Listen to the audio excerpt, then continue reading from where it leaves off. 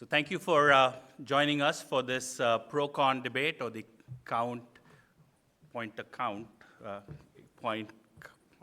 we'll skip that part. I'm going to talk about the advantages of light sedation. And to be fair to Dr. Stollings, who's going to follow me, and to give her a leg to stand on, I'm going to try and take an extreme position, because otherwise she won't know what to debate me on. So I'm going to stick to the fact that deep sedation should never be employed in ICU patients, so at least try and take an extreme stance on that standpoint. Now, all of y'all over here have come, and all of y'all over here who practice in the ICUs, practice with the intention of not doing any harm. And one of the first places where you can actually start fulfilling that promise is to try and avoid deep sedation in your ICU patients. I'm going to just lay that out there so that if Joanna has some other counterpoints, you will have some guilt when you'll start thinking about it from that standpoint. I have grants from Pfizer in the past when we did the MENS2 study. Presently, all salary support is through NIH grants. Now we are here at SCCM, and SCCM has done a great job under the direction of Dr. Devlin, who's standing here and sitting here. So if you guys want to argue with him, he's up there as well. He was the lead author on these guidelines, and these guidelines were specific in a question that they asked as to what levels of sedation are important in ICU patients. And they stated very clearly, we suggest using light sedation versus deep sedation in critically ill, mechanically ventilated patients. So should we debate this anymore, or am I done? We are at SCCM, and are you going to try and tell me that you all do not agree with the basic guidelines that our society has put forth in 2018? Well, just to make this interesting, I think let me start adding some points as to why people even think there is a need for deep sedation in our ICU patients. So either there are certain circumstances that people feel that sedation is required, or they're skeptical about the data that are available for us to be able to make our decisions with regards to sedation. So sedative medications, folks use it to reduce anxiety, to suppress agitation, reduce oxygen consumption, reduce stress. There's some consideration that it may help with reducing PTSD, and that has been squashed, so take that out of the equation as well. Most studies which have looked at wake-up trials or light levels of sedation, et cetera, have not shown any association with increased neuropsychological dysfunction or PTSD. On the other side, there have been studies which Dr. Girard has done, which shows an association between lorazepam use and actually worse PTSD scores. So we'll take PTSD and trying to erase the memory of the painful experiences of the ICU out of the equation, because it actually does not help our patients. So then on the other hand, what does deep sedation cause? It has been associated with a number of worse outcomes, and you can read all the things on the right-hand side. There was a second table, I just ran out of space, but there's a lot of stuff on this side which tells you that there's loss of human contact, delirium, longer time on mechanical ventilation, et cetera. I'm going to focus to make my case on 3 patient-centered outcomes which I think are important. One is deep sedation, is it associated with increased duration of mechanical ventilation? Taking it a step further, is deep sedation associated with mortality? Now, if that is true, it's something that we really have to be concerned about. And 3, is deep sedation associated with long-term neuropsychological sequelae? So here's the first study that I'm going to present. Now, this is not new. This was published 25 years ago. So if people say it takes 20, 25 years to translate something into practice, here's our occasion. We're here 25 years later. And if you look at this study that JP Kress did, it was looking at people in the ICU, screening them daily for a safety screen, and then stopping sedation on a daily basis when they pass the screen to see whether it impacts the time on mechanical ventilation.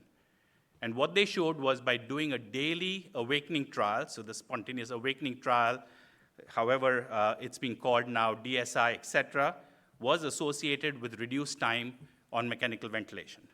So deep sedation, you try and counteract it with either a nurse-driven protocol or, in this study, with a daily awakening trial. And the SCCM guidelines say that DSI or light levels of sedation that are nurse-targeted both help achieving that light levels of sedation. So getting to light levels of sedation associated with shorter time on mechanical ventilation. Now let's talk about mortality. We'll start with observational studies. And folks argue, well, perhaps deep sedation is important during the early phase. We are doing all this to our patients. Let's keep them deeply sedated. And at the back end of critical illness, we'll start waking them up. Well, this is a study done by Yahya Shahabi. And what they looked at was deep sedation in the first 48 hours of mechanical ventilation. And the way they looked at it was they took 4 hours epochs and looked at number of 4-hour epochs in the first 48 hours and its association with mortality. And what they showed was that the greater the number of these 4-hour deep sedation epochs that you've had, the probability of survival was lower. So an observational study, granted, which showed that deep sedation was associated with a higher mortality.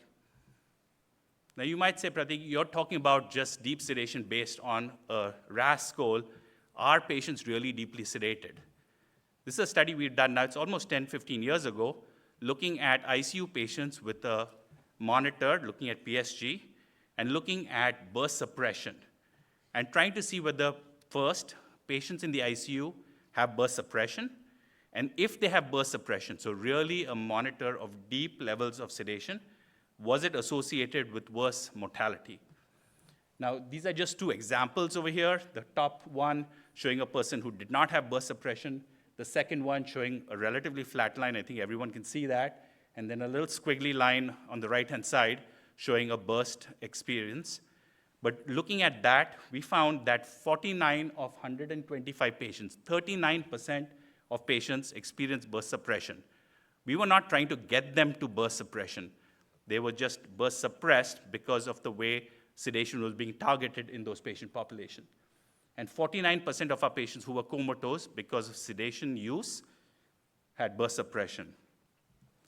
And if you broke this down to try and look at the independent association of burst suppression with mortality, first of all, we found that ICU mortality was significantly higher in the group that had burst suppression, with a higher odds of having higher mortality if you have burst suppression.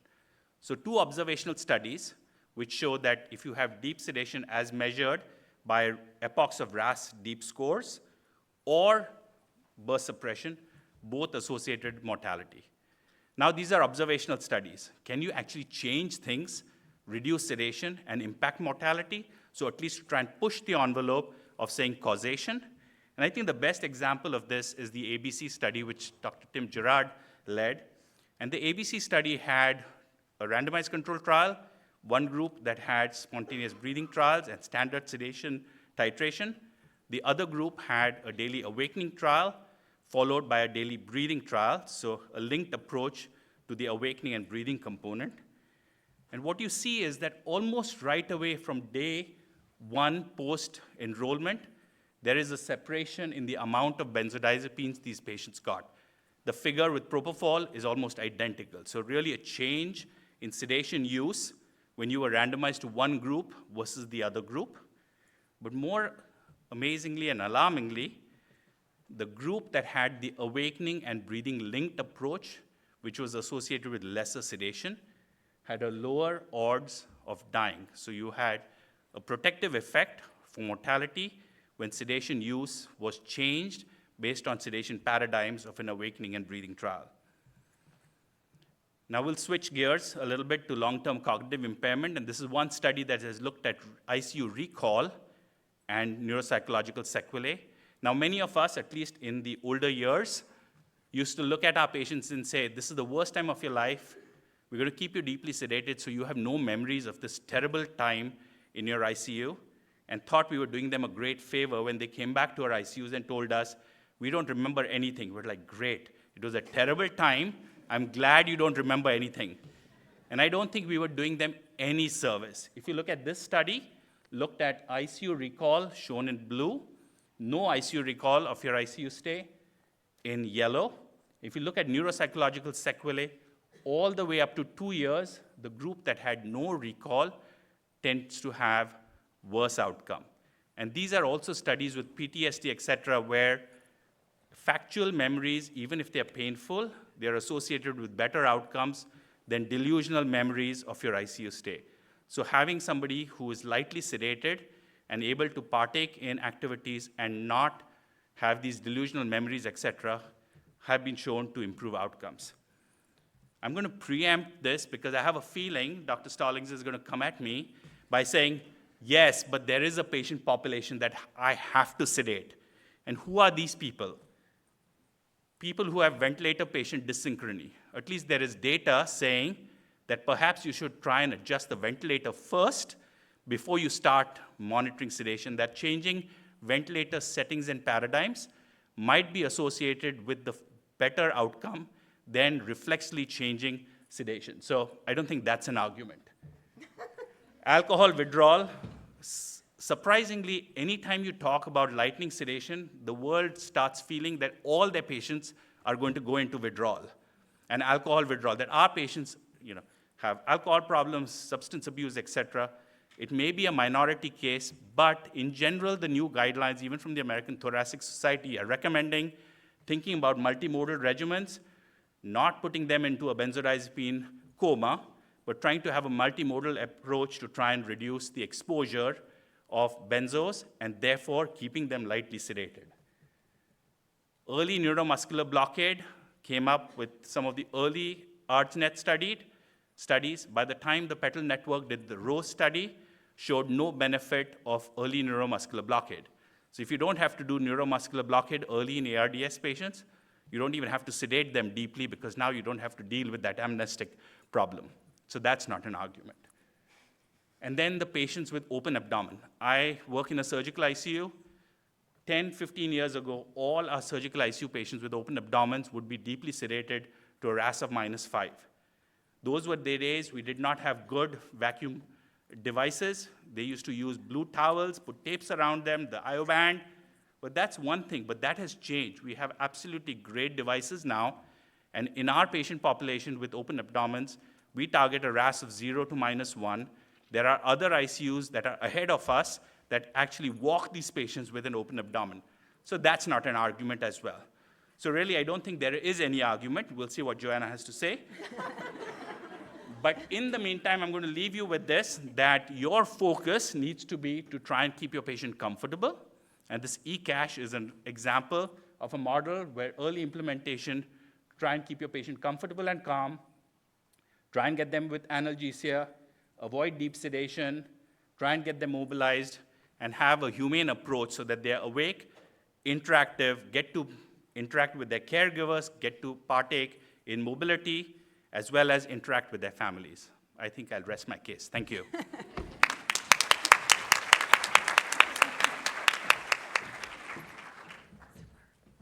Thank you, Dr. Pandharipande. You've given us a lot to think about.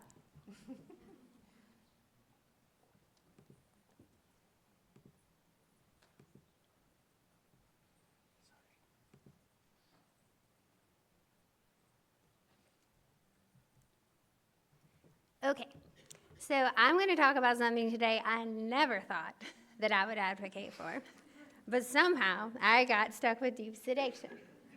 So we're going to talk about how this practice was established and, unfortunately, how we've gotten back there. So where is deep sedation indicated? So you all probably think about giving it to people maybe that have severe ARDS, that maybe are asynchronous with the vent or have breath stacking. Historically, we've given this to patients that are in refractory status epilepticus, or maybe they have increased intracranial pressure. Obviously, patients that are paralyzed, it would be inhumane to not sedate them and to give them analgesia. If you have a patient that has severe tetany, and believe it or not, we had one this year. If you have a patient with severe asthma, maybe a patient that's at risk for self-harm, maybe they have in a Blakemore tube, or maybe they have an open abdomen. We'll talk more about that later. And then also patients that have severe alcohol withdrawal, which we will also talk about later. Okay, so the 90s. I was not around practicing, but someone was. And But anyways, they were a great time, right? We had Harry Potter, we had the Spice Girls, we had Game Boys, but our sedation and analgesia practices might have been a little questionable. So what was the thought process if you were an intensivist in the 90s when you were taking care of a patient that had sepsis? So there was no family at the bedside. Patients were all deeply sedated. Many of them were chemically paralyzed. The thought was, hey, we'll wake up the patient in a few days, they'll be fine. And post-ICU care, like, what's that? When they get out the door, like, they're not our problem anymore. And our only job is essentially to keep patients alive at whatever the cost. So as Dr. Pandharipande mentioned, there were the PIDIS guidelines that were published in 2018. So what he did not bother to clarify is, if you notice here, this is a conditional recommendation that we suggest using light sedation versus deep sedation. So it may be indicated in certain situations to deeply sedate patients. So also, he did not clarify, and this is actually, unfortunately, kind of low quality evidence. So there's no really universally accepted definition of what light sedation is. Light sedation is not associated with 90-day mortality improvements. The magnitude of improvements in outcomes, unfortunately, is small. And lastly, if you look at the sleep study where you had protocolized sedation and a daily awakening as compared to just protocolized sedation where patients did not get woken up, there unfortunately was not a difference in outcomes. But when you think about that study, it was a different time. Patients were not allowed to get propofol. They were not allowed to get dexmedetomidine. This was straight up benzos, okay? So, Dr. Pandharipande may have published a wonderful study where he identified there was a 100% probability of transitioning to delirium the next day if patients got more than 20 milligrams of lorazepam. So this whole deeply sedating things with benzos or patients with benzodiazepines from the 90s is no longer our practice and should not be our practice. So really, our question today is less about deep versus light sedation. It is, should we sedate our patients? And if so, how do we optimally sedate our patients? So Wes Ely published a paper in 2004 that essentially showed that delirium was associated with a 3-fold increase in 6-month mortality. We also know that delirium is associated with increased hospital stay, increased time in the ICU. We know it's associated with cognitive impairment. We'll look at that in a minute. And we know that, as I showed you in the previous slide, benzodiazepines are a huge risk factor for delirium. So this is the brain ICU study, which essentially showed that, unfortunately, many patients that had septic shock, cardiogenic shock, or that were on the vent, delirium was the #1 risk factor for long-term cognitive impairment, and a third of these patients had cognitive impairment that's similar to someone that's had a traumatic brain injury, and a third of these patients had cognitive impairment that's similar to someone who has had Alzheimer's disease. And it did not discriminate if you did not have comorbidities or if you were young. This still happened. So, but doesn't deep sedation result in good sleep? Remember, we were doing this in the 90s to help everybody sleep well.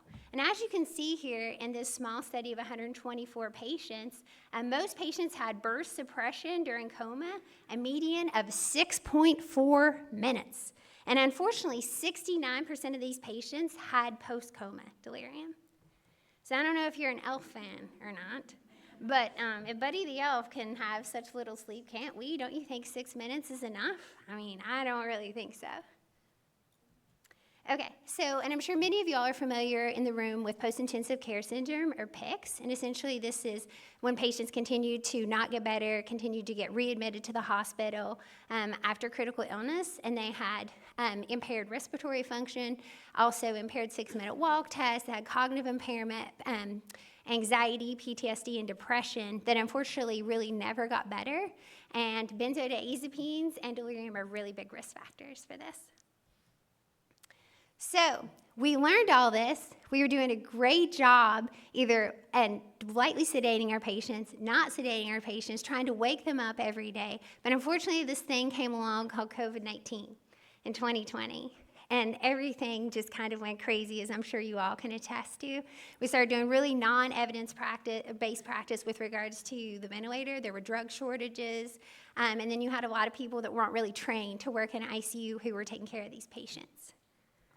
So the COVID-D study was a study that was led by Brenda Pun, that just over 2,000 patients that show, as you can see here, how common delirium was in these patients. And not only that, but the benzodiazepines were a huge risk factor for delirium in these patients, and the family was protective. If you look at this next study, so this was a study looking at sedation, coma, and in-hospital mortality in patients that were mechanically ventilated with COVID-19. And this study was in 7 ICUs in Boston, where 114 patients that had COVID were matched to 228 that did not. And as you can see here, in-hospital mortality was higher with COVID-19 patients compared to those without, as was comatose days, and hypnotic agent dose was much higher. This study was unique in that it used a mediated analysis plan. So what made this different is it was a good way to look at, or a different way, I should say, to do a multivariate analysis, and it actually helped identify the mechanism of action, potentially, that it showed that COVID was associated with more sedation, which was associated with coma, which was associated with mortality. And in the past, we had been able to show this with sedation, but we had not been able to show this from a neurologic injury. So this study really is scary in showing how harmful sedation can be. Next up, as you can see with regards to the ABCDF or ICU Liberation Bundle performance in COVID-19 patients of all the different components of the bundle, and unfortunately in non-COVID ICU, in non-COVID-19 patients in this study of over 1,200 patients was very poor. And then the last study that I'll show you with regards to COVID was a retrospective study that looked at sedation within the first 48 hours. And you can see how much propofol patients got. You can see how much bedazolam patients got. You can see how much ketamine patients got, fentanyl, hydromorphone. Deep sedation patients experienced fewer ventilator, ICU, hospital-free, and increased mortality when compared to light sedation. So further evidence demonstrating how harmful sedation is. So bottom line is we've came a long, long way with regards to our work on sedation, and we really don't want to take steps back, and unfortunately COVID-19 made us do that and start deeply sedating everyone again.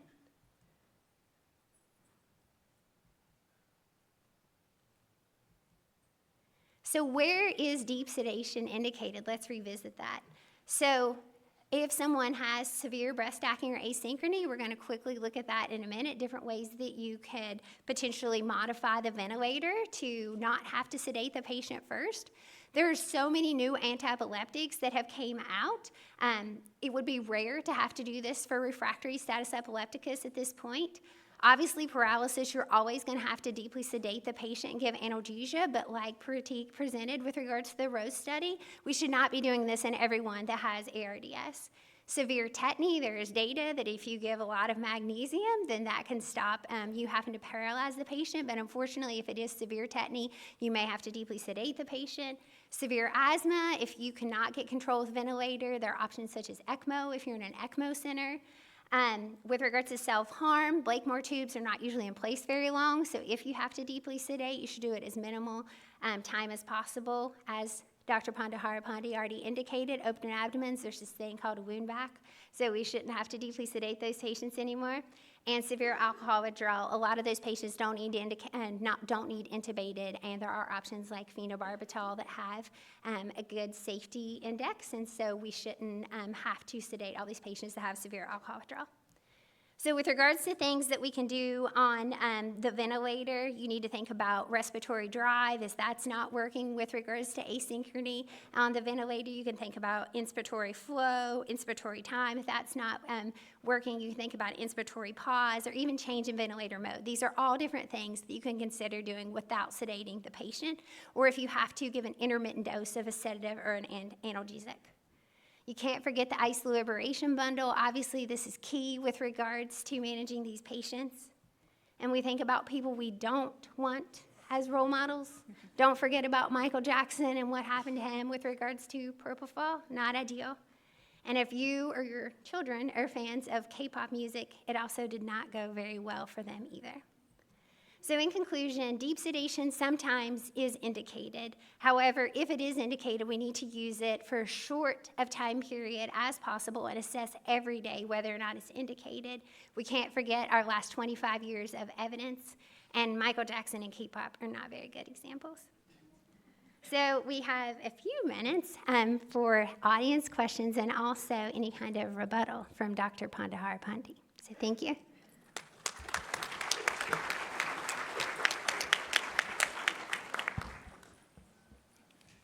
I don't have any rebuttals because I don't think there's anything to rebut. I think I won, and you acknowledge that deep sedation shouldn't be employed. So I think I'll just rest my case on this.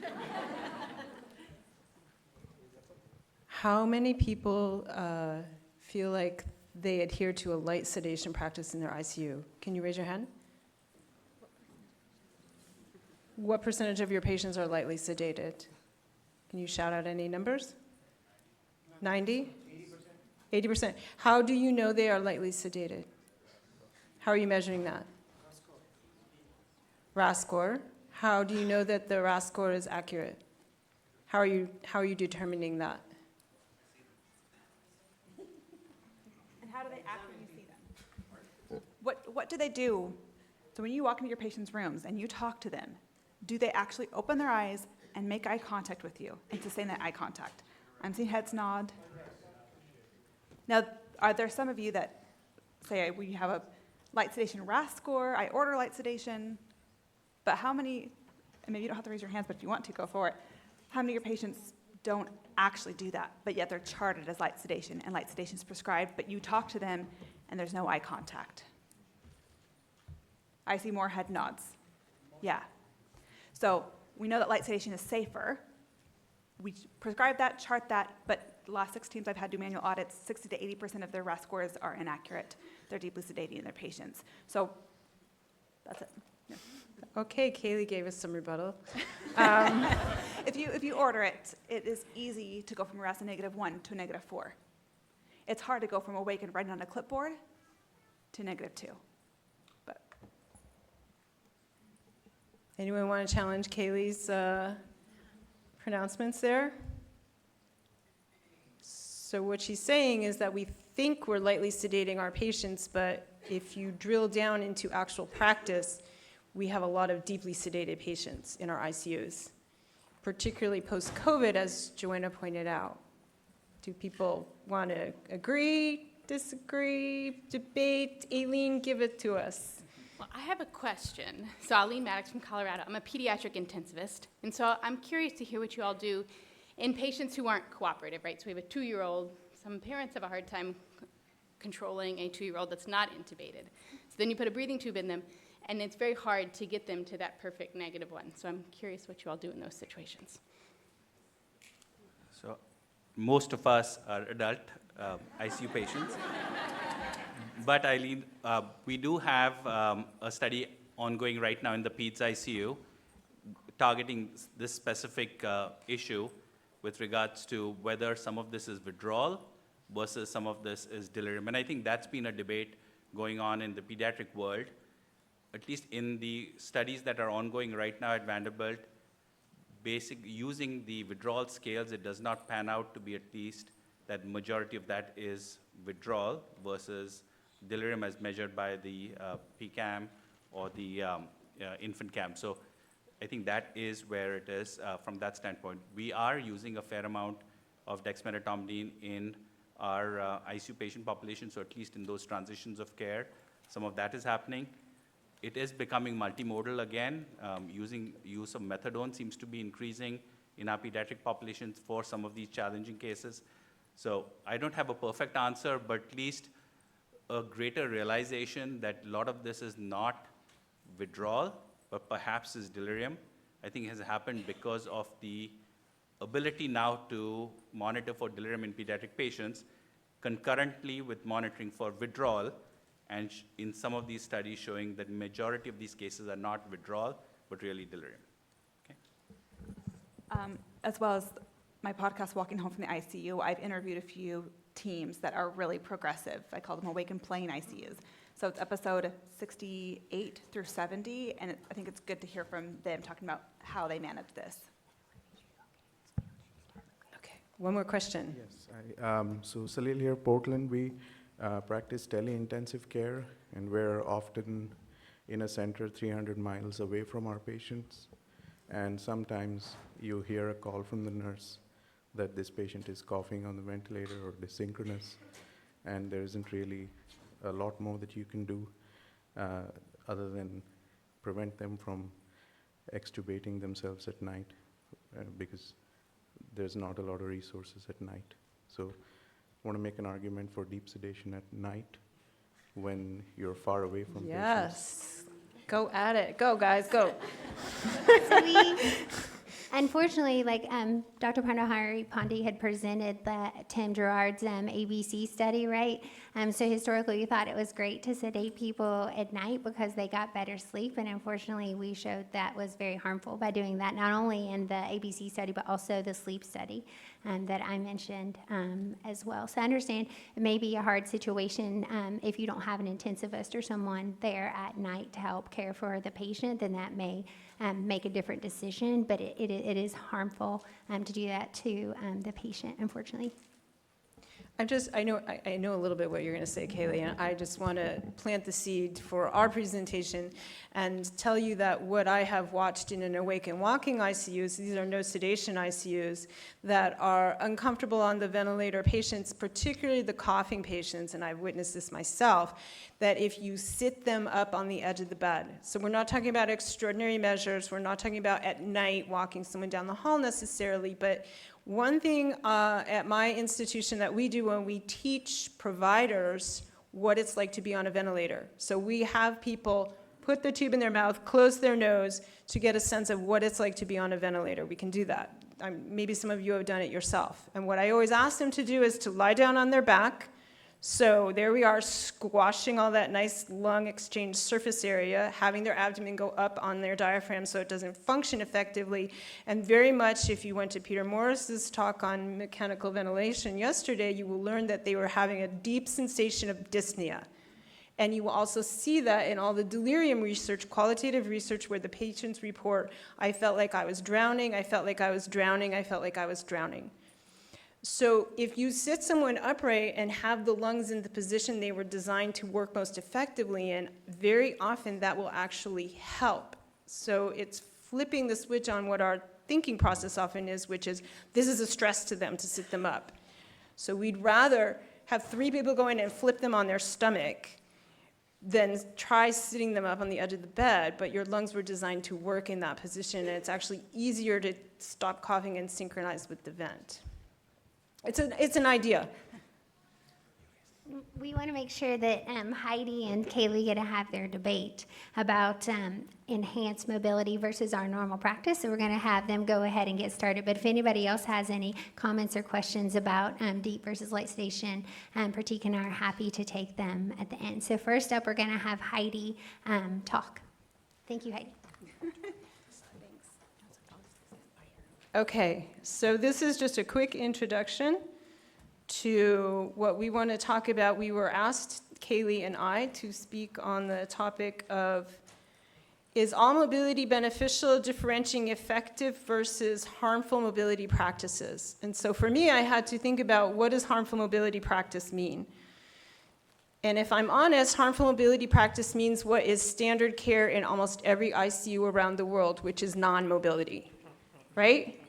So here's one point prevalence study, but there are a multitude of point prevalence studies that are interviewing and asking people, is your patient getting out of bed today?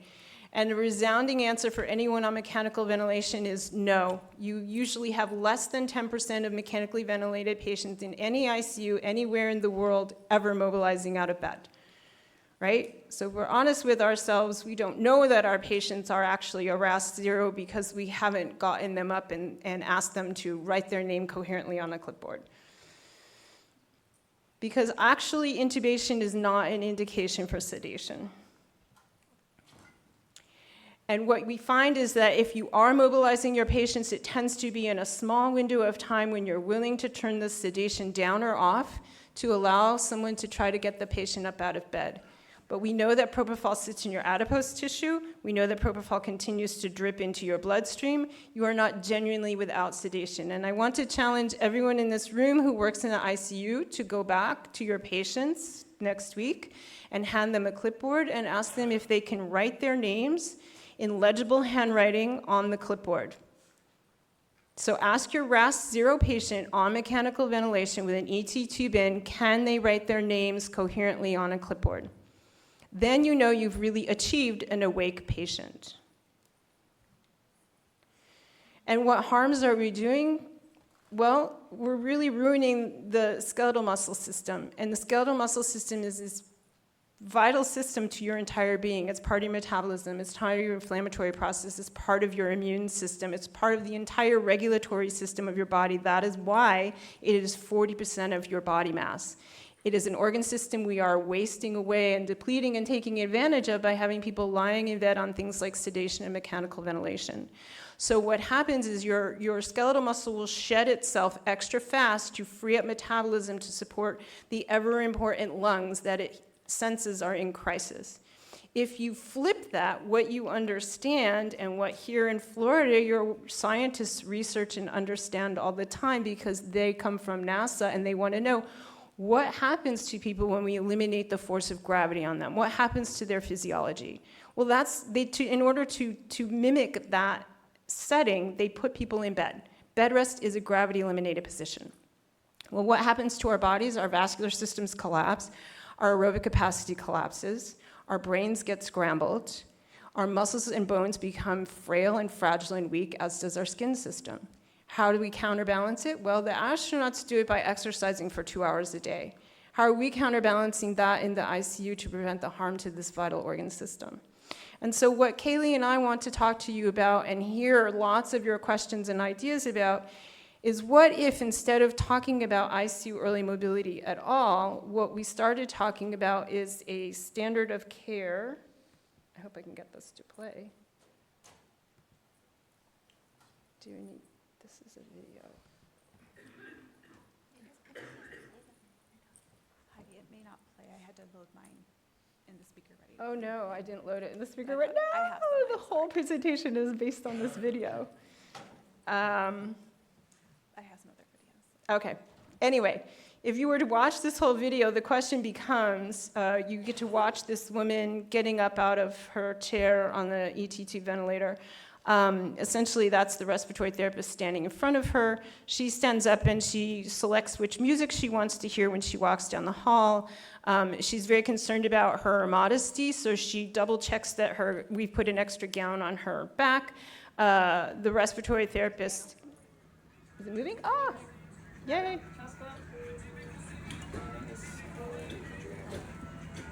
I gotta unlock it.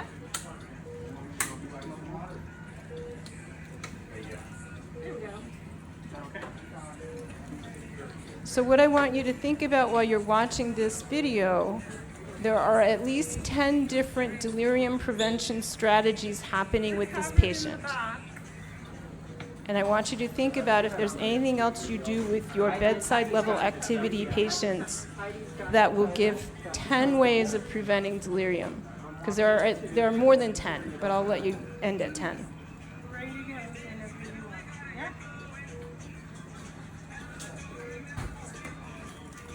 So she went off the room ventilator, she went on a portable ventilator.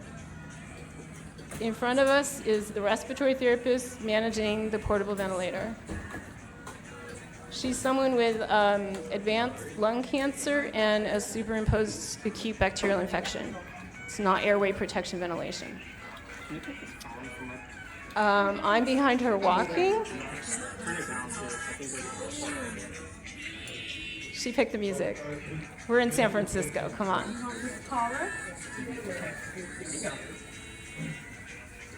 Better? Okay. Gotta keep your head up, chest up. The person pushing the wheelchair behind us is a physical therapy student who volunteers to come in and spend her time. So I hear about low staffing making this impossible all the time. But if your patient is not delirious because they've been swimming in propofol or even Precedex, because I have a lot of nurses who want me to walk the patient down the hall with their Precedex drip running, your patient's able to fully engage and interact with you. Your respiratory therapist is able to adapt the ventilator to what the patient's activity level is. Getting your footing, I should say. Your feeding. I don't The even patient is able to look around, problem solve, manage the geography. It's two of us walking her down the hall because she's not so delirious that she's stumbling on herself and coughing and gagging on the ET tube. We knew how to control her pain before she started walking. She's literally looking around at the various nurses sitting at their nursing podiums because she knows some of them. They've been assigned to her in the past. The respiratory therapist is asking her questions. He's asking her if she likes the color of the nurse's sock that we pass. I'm looking up at the portable ventilator, and I'm asking the respiratory therapist, can you give her a little more O2 support? She's turning up the FiO2.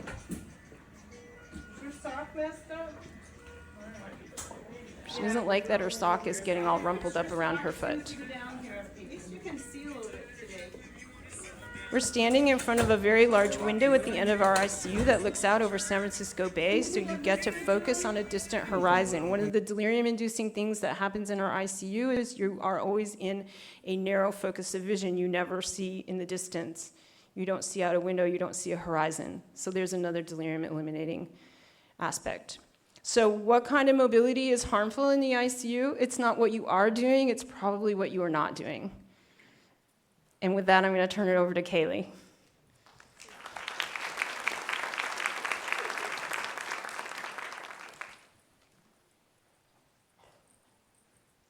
Okay.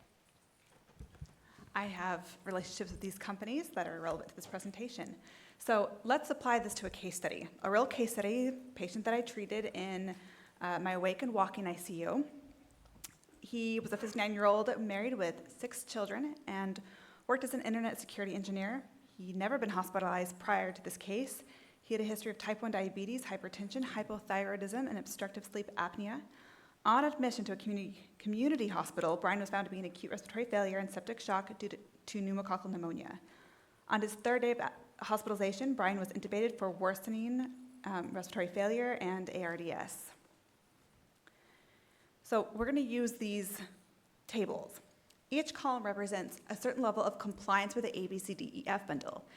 The pink reflects less than 25% compliance, as reflected in the Morris 2008 study. The yellow is for less than 50% compliance, which reflects the protocols and process of care provided in the institutions that were involved in the TEAM study. The green column is 100% compliance, all of the elements of the bundle in an awake and walking ICU, which is the reality of the process of care that Brian received. But Kaylee, wait, you woke this gentleman up on the first day? Is that what I'm seeing? Yep, on day 1, after intubation, he was awake right away. He was writing on a clipboard. He stood at the bedside and marched in place. Day 2, he walked 200 feet in the hallway. And he was on a PEEP of 10 and 70%. He was informed, autonomous, communicating and connecting with his wife. And he was awake because of that team's relationship, understanding and application of the ABCDEF bundle. But as we've seen just in some of the head nods and answers we've had in this same room, there's a spectrum of compliance. So some teams, though they have the bundle implemented in their AHRs, and maybe they were doing better before COVID, they still automatically sedate their patients just because they're intubated.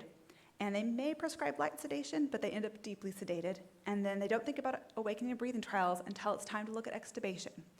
That's in the red zone. A little bit better, they're doing automatic sedation, but they are doing daily awakening breathing trials, but maybe they're treated as a quick on and off switch. Maybe it's just to see, can we extubate? And if the breathing trials fail, we resume sedation. Other teams may do more of the yellow zone, which is they truly do lightly sedate their patients, and they're doing SATs, SBTs every day. But they're not really trying to get patients communicating, mobilized, but they're still doing less harm. And other teams may not start sedation unless it's indicated, but they haven't quite optimized mobility, and they're maybe not doing it early. And then there's awake and walking ICU, in which patients are not sedated unless there's an indication. and they're doing their highest level of mobility as soon as possible, unless it's a contraindication. So in my wake and walking ICU, the goal was to have them mobilized within 12 hours after admission and or intubation. And I went, yeah. Okay. By a raise of hands, we want to know where your team is at. So even with the diagnosis of ARDS, you have Brian awake, because one of the primary reasons I hear for sedation is to keep them in the lung protective low tidal volume settings they require for their ARDS diagnosis and in order to prevent them from self-induced lung injury. But where on this spectrum do people feel like they are? If you are an A, raise your hand. Appreciate your honesty. Appreciate your honesty. If you're in B, daily awakening and breathing trials, raise your hand. Okay. Light sedation with an SAT, SBT performed at the same time. Okay. No sedation unless indicated. Woohoo, where are you? UPMC Hamilton, Erie, Pennsylvania. All right. And then an awake and walking ICU. I see someone from Denmark raise, yeah. Thank you, Denmark. Okay. Okay. So how do you ask, why was Brian awake? He had higher ventilator settings. It was right after intubation. Why was he promptly awake and communicating? Because the team, even in that community hospital, saw him as more than a pair of sick lungs. They saw the whole body systems. They understood the price of sedation and immobility on his brain, muscles, and overall outcomes. They saw him as a human that had a right, a basic human right to communicate, especially in this life-threatening condition that could potentially be his last moments. He had a right to be informed, make decisions, and be involved as much as possible during his journey. They understood that the goal of the bundle is to have patients as awake, communicative, autonomous, and mobile. Now, is a RASP -1 fully communicative? Are they using a call light and saying they have chest pain when they have a large pneumothorax and are about to arrest? That's a true story. And they knew that being intubated was not automatic indication for sedation. And there are very few, we discussed actual indications for sedation. And they knew that if they were to start sedation on day one, it was like biting off the top of a grenade and passing down shift to shift to shift. It was going to explode on someone. And if we waited till his ventilator settings were minimal, that could be weeks with a patient with ARDS, right? That's me. I'm getting them up out of bed after they've had the grenade go off. And what I hear from people is that then trying to mobilize them later is like living a scene in Weekend at Bernie's. It's not fun, it's not easy, there's not very gratifying, it's really hard, it's painful, it's challenging, exhausting for the patients, and it takes more people and more effort. But why not just run sedation overnight, take a little holiday, break, vacation, interruption for a little bit of mobility during the day? Oops, that's supposed to play. Oh, these videos take a long time. Okay, the point is one bird is digging the dirt out and the other bird is kicking it back in.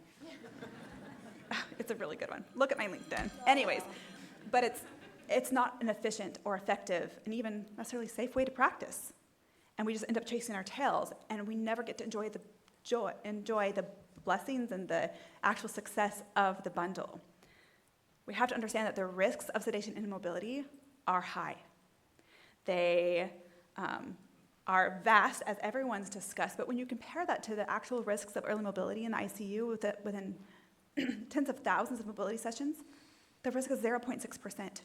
Even from the study from my home ICU, Bailey study, published in 2007, with a median PF ratio of 89. The adverse event rate was 0.6%. But a lot of people will be worried about the vent settings, right? But they're high, right? We don't have any evidence proving that mobility during high ventilator settings is harmful.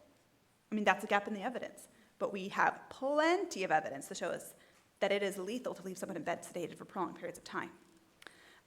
This is a Carol Hodson guideline published in 2014. It was just a census amongst experts. But here they have saying that if someone has a PEEP of greater than 10 and greater than 60, FiO2 greater than 60%, that yellow triangle means stop and assess, proceed with caution. But culturally, we perceive it as a ceiling. But we also knew that it could be a long time until Brian met conservative ventilator guidelines, and that was not a risk we were willing to take. Okay, but what about the lung protective strategy and what happened with Brian? So I invite you to listen to episode 37 of the Critical Care Times podcast hosted by Dr. Nick Mark. It's all about ARDS, but he makes the point of the ARDS net study was done comparing 12 milliliters per kilogram. That's 2 and 3 times what we give now, comparing that to 4 to 6 milliliters per kilogram. That was a drastic contrast. So he's suggesting in this quote I took for him that maybe it's okay to take a little bit extra long volume during mobility. Maybe that's worth a little bit of leniency to mitigate vast risks that we know about. Yeah, as he's saying in this quote, it does require some personalization of the ventilator to the patient.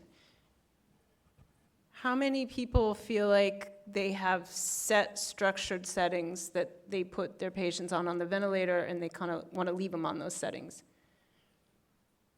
Oh, the honest gal in the row there. Okay. So how many people feel comfortable adjusting the ventilator to the patient, and that's what you do as regular practice? Okay, great. I want to hear from you. I want to hear what you do. So if any of you are willing to come up and at the question and answer and talk about how you personalize the vent settings, especially when you get people up to move, I would love to hear it. Okay. We also knew that if we were to deeply sedate him, there's a chance of having more synchrony. Deep sedation increases ventilator synchrony. I put in a podcast episode about it this week, so that's a whole other conversation, but it was not going to help Brian. We also knew that, again, what we did today after intubation would change what happened to him days and weeks to months and years later. What we do on the front end of critical illness can greatly determine the back end of critical illness and as well as the trajectory of a patient's life. We knew that the day when they roll in, they have their quality of life quickly fading away.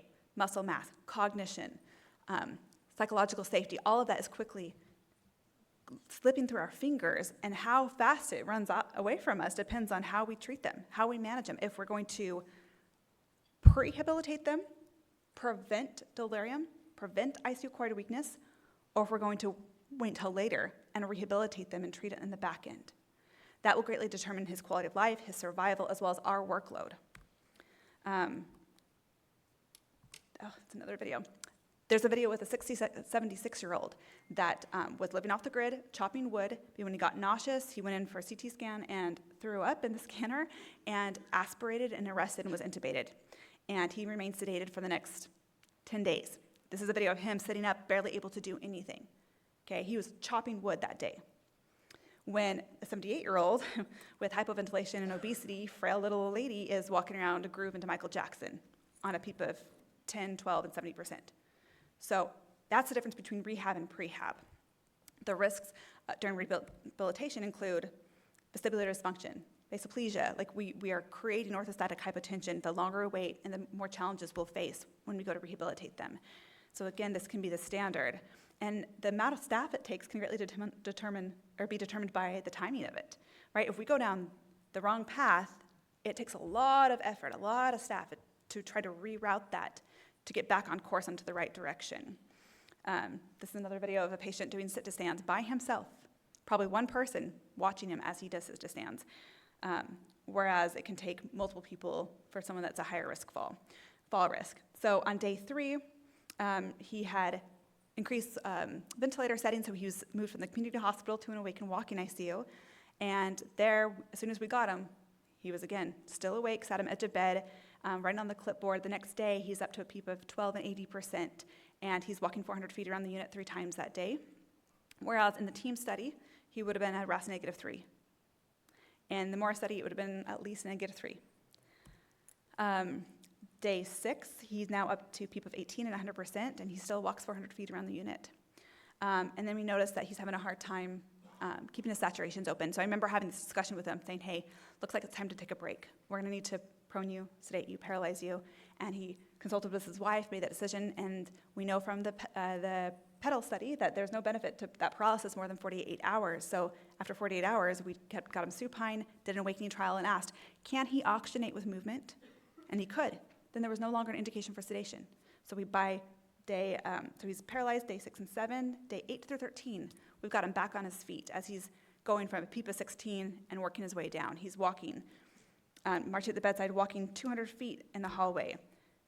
Later, he's walking 1,000 feet, 1,200 feet, 3 times a day. I, as a nurse, would walk someone like Brian with a respiratory therapist and maybe a family member pushing the wheelchair on night shift.